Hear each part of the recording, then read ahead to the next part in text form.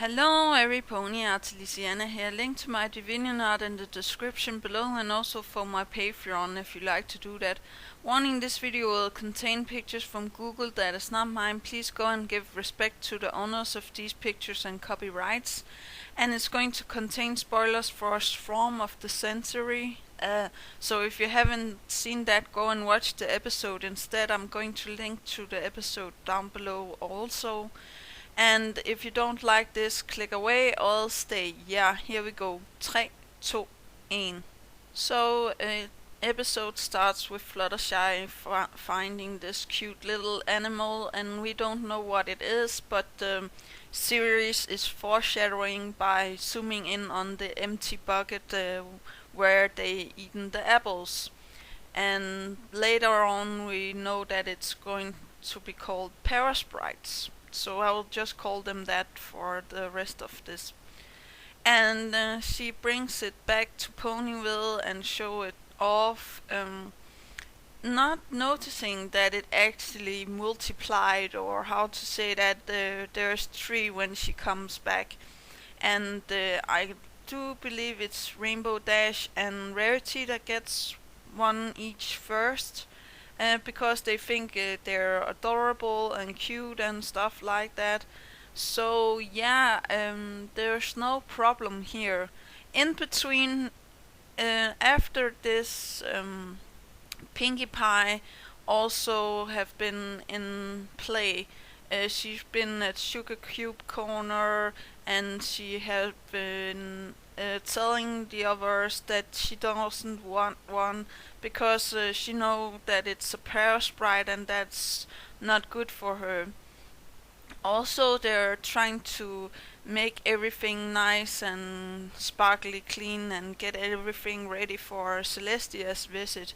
So there's actually 2 things going on. Celestia is coming, and they found the parasprites. Okay, so every pony takes a parasprite home.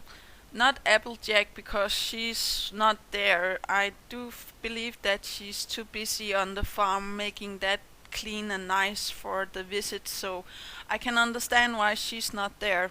We also learned that the parasprite multiply a lot faster than we thought in the start, and yeah, I do believe that we see it in Twilight's house first.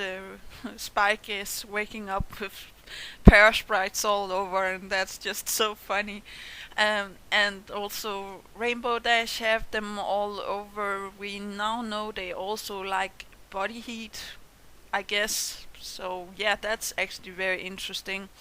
And we come to see that they actually the only one of the ponies that have some sort of use of them is Rarity, until she notices how they multiply.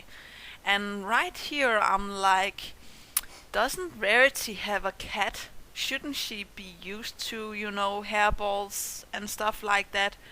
Or doesn't her cat do that? Or didn't she have, opalescence before this? But never mind, it is kind of creepy and, yeah, a little bit nasty, so I would understand why she would think stuff like that. She is a little bit fuzzy, so yeah. And then they all go to Fluttershy because they think they can solve the problem there, but there's even more parasprites there. And I do believe it's because, Fluttershy still wants to help them and feed them and do stuff for them, um, even though that she doesn't know what kind of animal it is, she still wants to do the best for it. And we also see that Applejack is coming and with the apples, so I do believe that Fluttershy have feed them and did stuff for them and stuff like that. Okay, and in between all of these things, Pinkie Pie comes into some situations where she actually comes and try to tell people what is happening, and they should listen to her and stuff like that. Now, I will say that she comes into the wrong situations, or she doesn't make sure that they're listening to her actually. So yeah, I can see the problem for both sides. That the main five are not listening to Pinky, and Pinky is not making sure that they're listening to her. So the problem is actually on both sides. But where it comes to a close is actually where they round the pair sprites up into a ball, and they run them to the Everfree Forest, and they think that worked, and then they come back to find out that Fluttershy actually have kept one. I was like, no, why did you keep one when you know that it's going to be a problem? But I do still believe that Fluttershy is trying to do the best for the animals, and she can't help herself. So yeah, that's a problem maybe later on also we have to deal with, because if it's true with what she does later on, we maybe are going to have a very sad episode with a pony and a pet. But yeah. But then Rainbow Dash makes the hurricane, or how to say that. And here I would say that Pinkie Pie is not thinking clearly, because she comes with the instrument that is sharp, and it goes into, oh yeah, sickles. And they're sharp, and she loses them into the hurricane and almost kills Rainbow Dash in the process, and makes the Twister or Tornado go apart. But after here, she sits down and she's like, well, I'm not the one ruining your plans, you're the one ruining mine. And here I would have personally have sat down and listened to what Pinkie Pie meant by that. I must say, with what Applejack says, that she's just stupid, that is actually what she's saying, is not a way to treat your friends. I don't know how long they have known each other, but I must say, if it was me, I would have listened a little bit better. But they also have to think about, their own problems, where maybe Applejack is only thinking about the crops and the farm and stuff like that. So they run back to Ponyville, and in something well, Applejack runs to the farm to protect the apples, and everybody else is trying to protect the town, but Twilight casts a spell so the pear sprites don't eat apples anymore. And dude, they don't eat apples, no. They're starting to eat everything else, including the woodwork, and eating words out of the book, not the books itself. That's very specific and almost makes me think a little bit about Discord. But yeah, okay. And one of the most funniest scenes is where Pinkie Pie is like coming in and are like, I'm going to save you, and we see her run past Rarity and getting the flute or what it is on the table. That's just hilarious.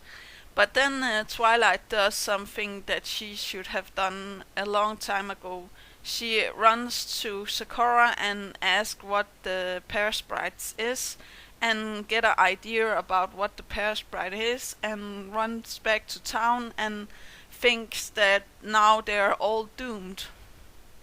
But in the last scene, we see that Pinkie Pie actually comes to the rescue with all of these instruments playing a nice tune, and all of the Pear Sprites follow her out of Ponyville, but Princess Celestia is also coming right now.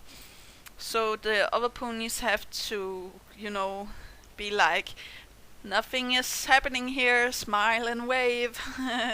And it actually, if Princess Celestia is going to a what was it, Philadelphia, to help with infestation problem.